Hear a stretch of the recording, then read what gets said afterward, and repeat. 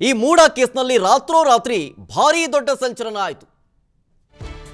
ಏನ ಸಂಚಲನ ಅಂತಂದ್ರೆ, ತೆರೆಮರೆಯಲ್ಲಿದ್ದಂತಹ ಸಿಎಂ ಸಿದ್ದರಾಮಯ್ಯನವರ ಪತ್ನಿ ಪಾರ್ವತಮ್ಮನವರು ಪತ್ರದ ಮೂಲಕ ಪ್ರತ್ಯಕ್ಷರಾದರು. ಮೊದಲ ಬಾರಿಗೆ ಮೂಡ ಪ್ರಕರಣದ ಬಗ್ಗೆ ಮುಕ್ತವಾದ ಮಾತುಗಳನ್ನಾಡಿದ್ದಾರೆ ಪತ್ರದ ಮೂಲಕ. ಈ ಸೈಟ್ ಹಗರಣ ಸಂಚಲನದ ಬಗ್ಗೆ ಪಾರ್ವತಿ ಓಪನ್ ಟಾಕ್. ಈ ಪತ್ರ ಬರೆಯುವ ಮೂಲಕ ಸಿಎಂ ಸಿದ್ದರಾಮಯ್ಯನವರ ಪತ್ನಿ ಒಂದು ಸಂದೇಶವನ್ನ ರವಾನೆ ಮಾಡ್ತಾ ಇದ್ದಾರೆ. ಇದು ರಾತ್ರೋರಾತ್ರಿ ಸೈಟ್ ರಾಜಕೀಯದ ಬಗ್ಗೆ ಪಾರ್ವತಿಯವರು ಪತ್ರ ಬರೆದಿದ್ದು ಬಹುದೊಡ್ಡ ಡೆವಲಪ್ಮೆಂಟು, ಬಹುದೊಡ್ಡ ಸಂಚಲನ. ಪತ್ರದ ಮೂಲಕ ಪ್ರತ್ಯಕ್ಷರಾಗಿದ್ದು ಸಿದ್ದರಾಮಯ್ಯನವರ ಪತ್ನಿ ಪಾರ್ವತಿಯವರು. ನೋಡಿ, ಲೆಟರ್ ಬರೆದಿರೋದು ಒಂದು ಮೂಡಾಗೆ ಬರೆದಿರುವಂತಹ, ಮೂಡ ಆಯುಕ್ತರಿಗೆ ಬರೆದಿರುವಂತಹ ಪತ್ರ, ಮತ್ತೊಂದು ತಮ್ಮ ಭಾವನೆಗಳನ್ನು ಕೂಡಿದಂತಹ ಆ ಒಂದು ಪತ್ರ, ಮಾಧ್ಯಮ ಪ್ರಕಟಣೆ. ಎರಡು ಪತ್ರಗಳನ್ನು ಬರೆದಿದ್ದಾರೆ. ಈಗ ನೋಡ್ತಾ ಇದ್ದೀರಲ್ಲ ಸ್ಕ್ರೀನಲ್ಲಿ, ಇದು ಮೂಡಾಗೆ ಬರೆದಿರುವಂತಹ ಪತ್ರ. ಇದು ಮೂಡ ಆಯುಕ್ತರಿಗೆ ಬರೆದಿರುವಂಥ ಪತ್ರ.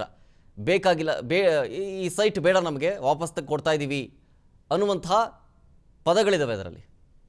ಮತ್ತೊಂದು ಪತ್ರ ಇದೆ, ಆ ಪತ್ರದಲ್ಲಿ ಭಾವನೆಗಳಿದ್ದಾವೆ. ಏನು ಬರೆದಿದ್ದಾರೆ ಆ ಪತ್ರದಲ್ಲಿ ಅಂದರೆ, ನನ್ನ ಗಂಡನ 40 ವರ್ಷಗಳ ರಾಜಕೀಯ ಜೀವನಕ್ಕೆ ಕಳಂಕ ತರುವಂತಹ ಈ 14 ನಿವೇಶನ ನನಗೆ ಬೇಕಾಗಿಲ್ಲ. ಮೂಡಾದಿಂದ ಪಡೆದ 14 ಸೈಟು ಬೇಡ, 3 ಎಕರೆ ಆ ಜಮೀನು ಬೇಡ. ಆ ಜಮೀನು ಸಿಕ್ಕಿದ್ದು ಅಣ್ಣ ತಮ್ಮಂದಿರು ಅರಿಶಿನ ಕುಂಕುಮಕ್ಕೆ ಅಂತ ಕೊಟ್ಟಿದ್ದದು, ಅದೂ ಬೇಡ ನನಗೆ. ಈ 14 ಸೈಟು ಬೇಡ. ನಾನು ಯಾವತ್ತೂ ಗಂಡನ ಆಡಳಿತದಲ್ಲಿ ಭಾಗಿಯಾಗಿಲ್ಲ.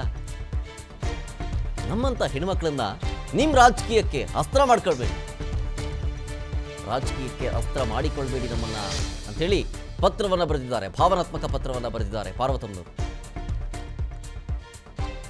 ಹಾಗಾದ್ರೆ ಆ ಭಾವನಾತ್ಮಕ ಪತ್ರದಲ್ಲಿ ಏನಿದೆ ಬನ್ನಿ ನೋಡೋಣ.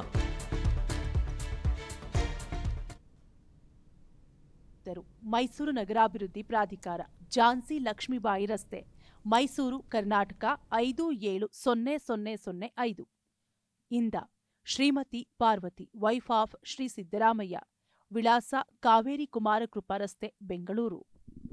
ಮಾನ್ಯರೇ, ವಿಷಯ: ಮೈಸೂರಿನ ಕೆಸರೆ ಗ್ರಾಮದ ಸರ್ವೆ ನಂಬರ್ 464ರಲ್ಲಿ 3 ಎಕರೆ 16 ಗುಂಟೆ ಜಮೀನನ್ನ ಪ್ರಾಧಿಕಾರವು ಭೂಸ್ವಾಧೀನವಿಲ್ಲದೆ ಉಪಯೋಗಿಸಿಕೊಂಡಿದ್ದಕ್ಕಾಗಿ ಪರಿಹಾರದ ಬದಲಾಗಿ ವಿಜಯನಗರ 3 ಮತ್ತು 4ನೇ ಹಂತದಲ್ಲಿ ನನಗೆ ಮಂಜೂರು ಮಾಡಲಾದ 14 ನಿವೇಶನಗಳನ್ನು ಹಿಂದಿರುಗಿಸುವ ಕುರಿತು. ಈ ಮೇಲ್ಕಂಡ ವಿಷಯಕ್ಕೆ ಸಂಬಂಧಿಸಿದಂತೆ ಮೈಸೂರು ತಾಲೂಕು ಕಸಬಾ ಹೋಬಳಿ ಕೆಸರೆ ಗ್ರಾಮದ ಸರ್ವೆ ನಂಬರ್ 464ರಲ್ಲಿ 3 ಎಕರೆ 16 ಗುಂಟೆ ವಿಸ್ತೀರ್ಣದ ನನ್ನ ಜಮೀನನ್ನ ಪ್ರಾಧಿಕಾರವು ಭೂಸ್ವಾಧೀನವಿಲ್ಲದೆ ಉಪಯೋಗಿಸಿಕೊಂಡಿದ್ದಕ್ಕಾಗಿ ಮೈಸೂರು ನಗರಾಭಿವೃದ್ಧಿ ಪ್ರಾಧಿಕಾರದಿಂದ ಪರಿಹಾರವಾಗಿ ವಿಜಯನಗರ 3 ಮತ್ತು 4ನೇ ಹಂತದಲ್ಲಿ ವಿವಿಧ ಅಳತೆಯ 14 ನಿವೇಶನಗಳನ್ನು ಮಂಜೂರು ಮಾಡಿರುವುದು ನಿಮಗೆ ತಿಳಿದಿದೆ. ಮುಂದುವರೆದು ಮೈಸೂರು ನಗರಾಭಿವೃದ್ಧಿ ಪ್ರಾಧಿಕಾರದಿಂದ ನನ್ನ ಪರವಾಗಿ ಕಾರ್ಯಗತಗೊಳಿಸಿದ 14 ನಿವೇಶನಗಳ ಕ್ರಯಪತ್ರಗಳನ್ನು ರದ್ದುಗೊಳಿಸುವ ಮೂಲಕ ನಾನು ಪರಿಹಾರದ ನಿವೇಶನಗಳನ್ನು ಒಪ್ಪಿಸಲು ಮತ್ತು ಹಿಂದಿರುಗಿಸಲು ಬಯಸುತ್ತೇನೆ. ನಿವೇಶನಗಳ ಸ್ವಾಧೀನವನ್ನು ಸಹ ಮೈಸೂರು ನಗರಾಭಿವೃದ್ಧಿ ಪ್ರಾಧಿಕಾರಕ್ಕೆ ಮರಳಿ ಹಸ್ತಾಂತರಿಸುತ್ತಿದ್ದೇನೆ. ದಯವಿಟ್ಟು ಈ ನಿಟ್ಟಿನಲ್ಲಿ ಆದಷ್ಟು ಬೇಗ ಅಗತ್ಯ ಕ್ರಮಗಳನ್ನು ಕೈಗೊಳ್ಳಿ. ವಂದನೆಗಳೊಂದಿಗೆ ತಮ್ಮ ವಿಶ್ವಾಸಿ ಶ್ರೀಮತಿ ಪಾರ್ವತಿ.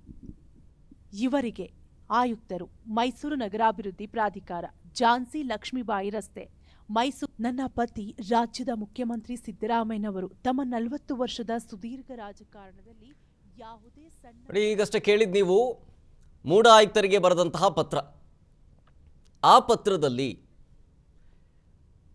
ಮೂಡ ಕೊಟ್ಟಂತಹ 14 ನಿವೇಶನ, ಮೂಡದಿಂದ ಪಡೆದಿರುವ 14 ನಿವೇಶನ, ಅದನ್ನು ನಾನು ಹಿಂತಿರುಗಿಸ್ತಾ ಇದ್ದೀನಿ ಅನ್ನುವಂತಹ ಮಾಹಿತಿಯನ್ನು ಹಂಚಿಕೊಂಡಿದ್ದಾರೆ. ಮೂಡ ಆಯುಕ್ತರಿಗೆ ಬರೆದಿರುವಂತಹ ಪತ್ರ ನೋಡಿ, ಅದು ಮತ್ತೊಮ್ಮೆ ಗ್ರಾಫಿಕ್ಸ್ನಲ್ಲಿ ಗಮನಿಸ್ತಾ ಇದ್ದೀರಿ. ಶ್ರೀಮತಿ ಪಾರ್ವತಿ ಅವರು ಬರೆದಿರುವಂತಹ ಪತ್ರ ಇದು ಮೂಡ ಆಯುಕ್ತರಿಗೆ. ಈ 14 ನಿವೇಶನ ಅಂದರೆ ಮೈಸೂರಿನ ಕೆಸರೆ ಗ್ರಾಮದ ಸರ್ವೆ ನಂಬರ್ 464, ಅಲ್ಲಿ 3 ಎಕರೆ 16 ಗುಂಟೆ ಜಮೀನನ್ನು ಪ್ರಾಧಿಕಾರ ಭೂಸ್ವಾಧೀನವಲ್ಲದೆ ಉಪಯೋಗಿಸಿಕೊಂಡಿದ್ದಕ್ಕಾಗಿ ಪರಿಹಾರದ ಬದಲಾಗಿ ಕೊಟ್ಟಂತಹ ವಿಜಯನಗರ 3rd ಸ್ಟೇಜ್ ಮತ್ತು 4th ಸ್ಟೇಜ್ ಅಲ್ಲಿ ಮಂಜೂರು ಮಾಡಲಾದಂತಹ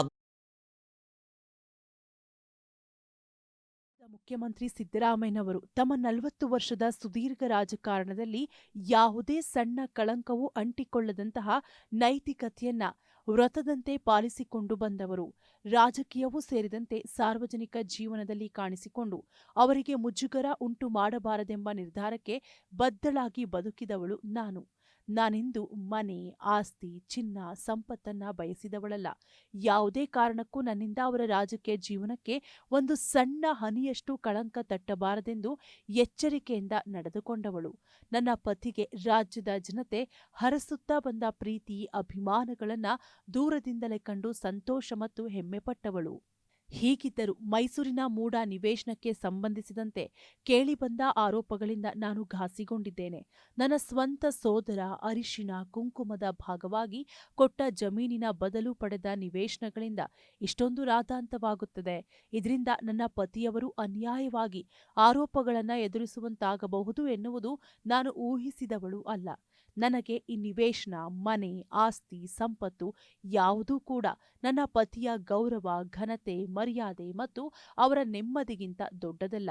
ಇಷ್ಟು ವರ್ಷಗಳ ಕಾಲ ಅಧಿಕಾರದಲ್ಲಿದ್ದ ಅನುಕ್ಷಣದ ಸುದ್ದಿಗಳಿಗಾಗಿ ವಿಸ್ತಾರ ನ್ಯೂಸ್ ಯೂಟ್ಯೂಬ್ ಚಾನೆಲ್ ಸಬ್ಸ್ಕ್ರೈಬ್ ಮಾಡಿ. ಹೊಸ ಸುದ್ದಿಗಳ ನೋಟಿಫಿಕೇಶನ್ಗಾಗಿ ಬೆಲ್ ಐಕಾನ್ ಕ್ಲಿಕ್ ಮಾಡಿ. ಲೇಟೆಸ್ಟ್ ಅಪ್ಡೇಟ್ಸ್ಗಾಗಿ www.vistaranews.com ವೆಬ್ಸೈಟ್ಗೆ ವಿಸಿಟ್ ಮಾಡಿ. ಅಂಗೈಯಲ್ಲೇ ಜಗತ್ತಿನ ಸುದ್ದಿ ತಿಳಿಯಲು ವಿಸ್ತಾರ ನ್ಯೂಸ್ ಕನ್ನಡ ಆಪ್ ಡೌನ್ಲೋಡ್ ಮಾಡಿ.